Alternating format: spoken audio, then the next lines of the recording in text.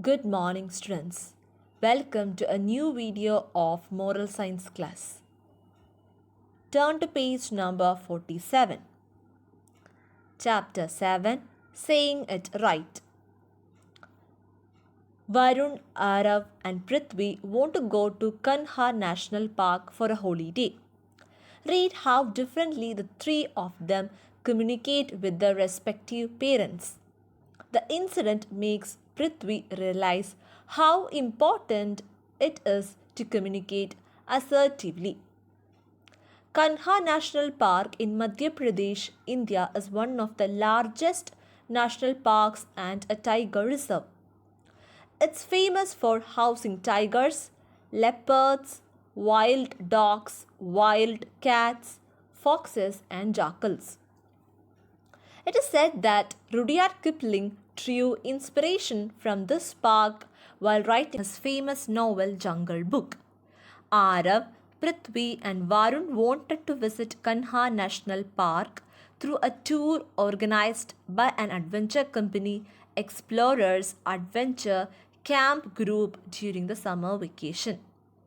So, Kanha National Park is situated in the state of Madhya Pradesh.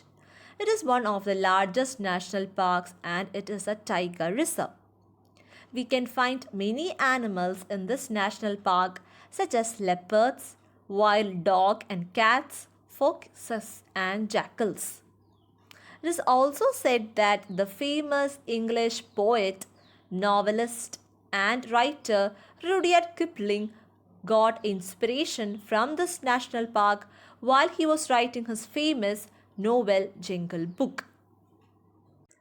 The three friends, Arav, Prithvi, and Varun, wanted to visit this national park. So, they are going to visit this national park through a organized adventure company. The name of the company is Explorer Adventure Camp Group during their summer vacations. The three boys had been close friends since childhood. As innocence paved way to young boyhood, they metamorphosed into different personalities but remained friends nevertheless. The families knew each other well because they stayed in adjoining societies in Andheri, a western suburb of Mumbai. So the three boys, Arav, Prithvi, and Varun, were friends since their childhood. They have metamorphosed, meaning changed completely in form or nature as they grew up. Their families also knew each other as they were staying near in close societies in Andheri. They had finished the swimming session at Gymkhana and were walking back home. They were discussing the school assignments when suddenly Arav broke in. Listen, boys, I have been thinking. We have been discussing Kanha National Park over the last few months. I want to visit this place. I really want to. Prithvi replied, Arav, I love wildlife and am very keen on going for the trip. But I am afraid of asking my parents. Varun laughed. That is typical of both of you. Arav will jump up and say everything from the rooftop whether someone listens to him or not. And Prithvi, you will not say a thing even if you were asked to. That's really strange. So after the swimming session, on the way back home, they were discussing about the school assignments. Suddenly, Arav started to discuss about the Kanha National Park, which they want to visit soon. So Prithvi replied that, Arav, I love wildlife and am interested to go for the trip, but am afraid to ask permission from my parents. And Varun laughed and replied, This is a typical of both of you. And that's a really strange thing that Arav will jump up and say everything from rooftop whether someone listened to him or not. On the other hand, Prithvi will not say a thing even if he is asked to. Well, not everyone can be like you. I admire you. Varun, for your ability to say what is in your mind clearly and without undue emotions, said Arav. Arav had the uncanny habit of blurting whatever came to his mind. He often said things that he regretted later and hurting others in the process. He was good at heart but could not always control his words. Arav said, coming back to our plan, I am going to tell my mother that I want to visit the national park and they should agree to it. Come what may. Varun was thoughtful. What if they don't agree? They may have other plans. Prithvi said, I am scared. I won't talk to my parents. No way. You both talk to your parents, and if they agree, then please come and speak to my mother too. Arav was ballistic. Prithvi, not again. Last time you made me speak to auntie when we wanted to go for the school picnic. What is a big deal? Arav replied Varun that everyone cannot be like you. You have the ability to say whatever is in your mind clearly. Arav had the uncanny. Uncanny means strange. So Arav had the strange habit of speaking whatever that comes into his mind. He was good at heart, but he does not have the ability to control his words. Arav said that we can come back to our plan. I am going to tell my mother that I want to visit the national park and they should agree with it. And Varun thought and said that what if they don't agree? You are having any other plans? Prithvi said that he is scared to talk to his parents. So Varun as well as Arav has to talk to their parents first, and if they agree, they have to speak to his mother too. Arav was ballistic. Ballistic means excited with angry or upset, and said to Prithvi that not again. Last time you made me speak to Andy when we wanted to go for the school picnic. Prithvi shrugged but didn't answer. They had reached the gate of Mangalam Apartments, Arav Society. Arav went home promising to meet them at the bus stop the next morning, and other two walked on. Varun said, Prithvi, why are you afraid of voicing your thoughts to your parents? Prithvi answered, Varun, I don't know. When I have to express my thoughts, I begin to worry about what the other person will say. What if they don't like it? What if they think I am selfish? I don't like confrontations, so I feel it's best to be quiet and go with the flow. Now they have reached the gate of Mangalam Apartments where Arav is leaving. So Arav said that we will meet the next morning at the bus stop. Varun and Prithvi walked. Varun asked Prithvi, why are you afraid to talk to your parents? Prithvi answered Varun, I don't know. When I have to express my thoughts, I start to worry. What if they don't like it, or whether they think that I am selfish?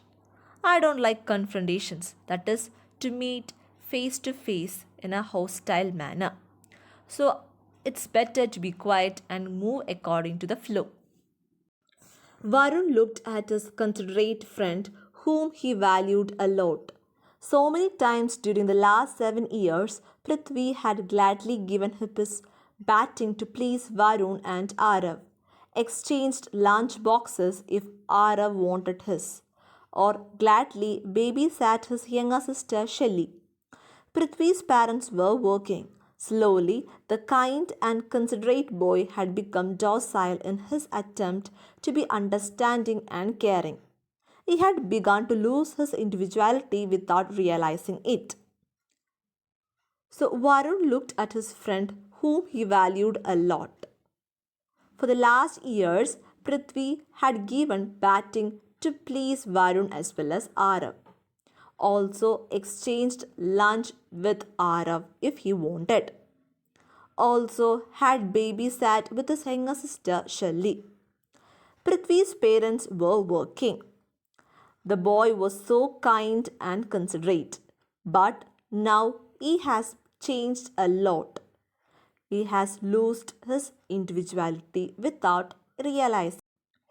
Varun reached home and saw his mother was engrossed in a conversation with her friend Mrs. Bhatia. The two were sipping coffee.